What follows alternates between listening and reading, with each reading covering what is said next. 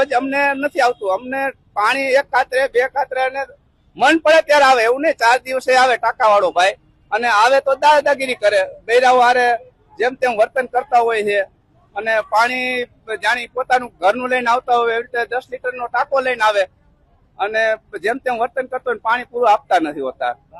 આવા ભર ઉનાળામાં અમને લોકોને 2 ટંક પાણી આપો, પાણી આપો.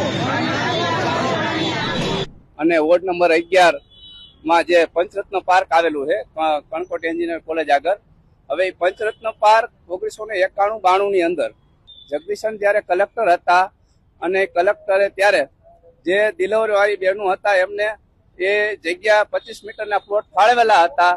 અને કોર્પોરેશનમાં જયારે ભેળવવામાં આવ્યું, મોટા મવા હતું ત્યાં સુધી અમને પાણીની કોઈ સમસ્યા નહોતું, પાણી સારું આવતું, ટાંકા બધા જેમ જોતા એમ મળી જતા. પણ જયારે કોર્પોરેશનમાં ભેળ્યા પછી